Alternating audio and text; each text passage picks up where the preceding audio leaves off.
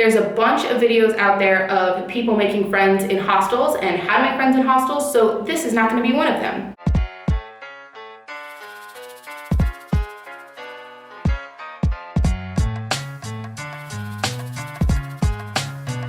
Hi, I'm Paola, aka Lost New Yorkina. I post every Tuesdays at around 7 p.m. I post on my Instagram on Sundays at like 9 a.m. So cool.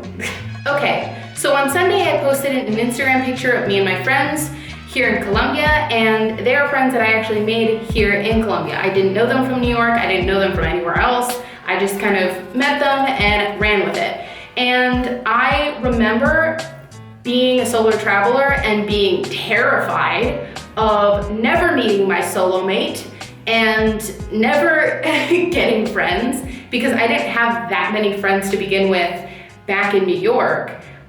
So I decided that it was just gonna work out and it was just gonna happen, and I left. And when you're a solo traveler, you find your solo mate instantly. Between hostels and like, if you're moving abroad to study abroad, college dorm rooms are a great way to start. There are plenty of people who are also going through the same experience you're going through, and that means you have a thread in common. And it is so easy. It's just bright and easy and colorful and whatever. There's a bunch of videos out there of people making friends in hostels and how to make friends in hostels, so this is not going to be one of them. Today's video is how to make friends as an expat, a digital nomad, whatever I am. We don't really know what I am right now. Basically, I'm just gonna give you guys a couple things that I do here in Colombia and a couple things that I do whenever I go to a new place, just to try and like gain the trust of local people and try and gain some local friends, because that's what it's really all about. You know what I mean? Sometimes if you're an expat, people move away, so not reliable. I am lucky enough to have my full-time citizenship here in Colombia and in US, so I can stay here as long as I want. Very lucky. But there are people who will eventually move out and move away, and it'll be really sad because then you're gonna be left here alone again. So one of the first things that I did when I got here was I tried to become a local. I know it sounds so abstract because, you know, if I knew how to be a local, I'd be one. But to me, defining being local is showing my face in local spots, making sure I'm seen doing local things so that more locals will see me and I'll see them, and we'll just kind of develop like a, hey, how's it going? Hey, how's it going? Kind of relationship, you know, just passing across the street, things like that. And that can develop into something bigger. A great example of this working out for me is there is a great little burger joint that's open fairly late into the night in my neighborhood, and the owner was actually the guy who was running the grill for, you know, most of the time that I was there. So it was just like a kind of casual thing, you know, we were like talking, blah, blah, and then we like slowly became friends, and it became really awesome to just have someone that was kind of close by, somewhere I could just go and hang out when I didn't want to be here at the house. And I feel like that's a rut that we get into a lot as like people who are kind of foreign. We kind of stay inside our Airbnbs or stay inside our, you know, provided homes or wherever we're staying. As long as it's an isolated place, it's kind of a trap. I ended up going and making friends with this guy, and we're total friends now, hurrah! And I became friends with his girlfriend and his group of friends, and it just kind of snowballed into this like awesome thing. Try and figure out if there are any events locally that locals would go to that have your interests in mind. For example, there's a lot of anime love here in Pereira. Who knew? They have their own whole like section hall dedicated to it. There are streets, there are a ton of people who just love anime, you know, and it's kind of awesome. It's super rad. And obviously if you're not an anime fan, this is a moot point. But I'm saying that you definitely have something in interest with somebody out there, and there's definitely a group for you. So keep looking. And another great example of this is here in Pereira, in El Circunvalar, there's something called La Cuadra, and it's like this crazy kind of music festival filled with like college-aged kind of, young adult people. I actually posted a bunch of portraits on Instagram from that day, from like my street photography segment. There's definitely a crowd, a group, anywhere in the world that you go to that is interested in what you're interested in. So just find something that you're interested in and try and see if there are any local events for it, because I'm so sure that there is if you're in a city. Also, speaking of locals, local customs.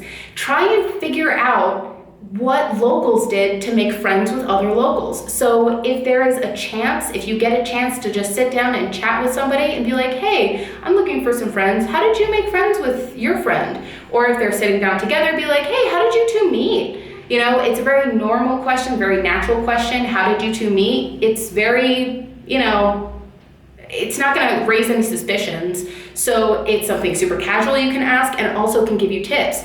And if you get the same answer enough times, that can be a tip for you to go do. So a tip that I got, like overwhelmingly, was we actually met dancing at a club. And I was like, I didn't know club dancing was like a social event, you know, that like intricate. And I ended up going to salsa night with my friend. And he just pulled someone out to dance, and then they said goodbye.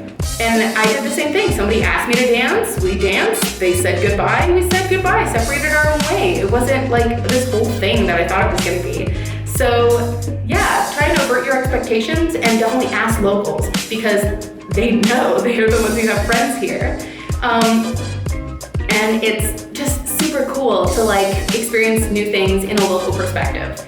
Also, try and find things that you like to do. So like if you're someone who likes to take a walk in the park, go walk in the park, you know what I mean? There's definitely people out there that like doing the same things you do. It's just the approach that's really hard.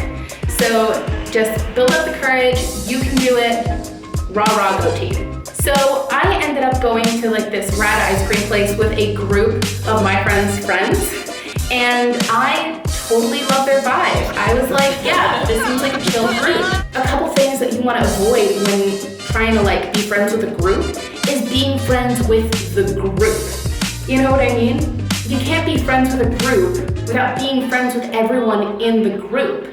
If you're just a friend who is mutual to a group of friends, you're only going to be invited to group friend kind of activities, and you're not going to really be invited to things that are more personal. So I began to kind of methodically make sure that I spent one-on-one time with everyone in the group, and it really showed like a lot, because afterwards, Jean-Marie, one of my new friends, invited me to a family get-together. It was like a family birthday party. It was totally great, and I saw a bunch of great dancing and a bunch of fake like songs and stuff. It was really cool. Yeah, and you know, you won't be able to experience things like that if you kind of just become friends with the whole group. You really have to make sure that you are compatible with all of these people, you know? And if you even think about the show Friends, which I know, but each of them had a relationship with every single person in the group, and they weren't just a group just because they were a group. So really make sure that you have one-on-one time with everyone in a group, and make sure that if you are in that kind of stuck rut of being in a group, like I was part of a group, we called ourselves the Shire in college, and it was really easy to fall into this kind of pattern of just hanging out with everybody there, or hanging out with like a couple people, you know what I mean? But I really wanted to make sure that I went out of my way and remembered to spend one-on-one time with each of my friends, so that we would have a connection individually. And I'm glad I did, because now that we're not physically together, everybody's graduated or moved or done separate things, and it's really hard for us to be together in a group. And then we have like a group chat, but it's not really about us. So we all keep in contact with each other separately and in the group, and I think that really holds a bond together.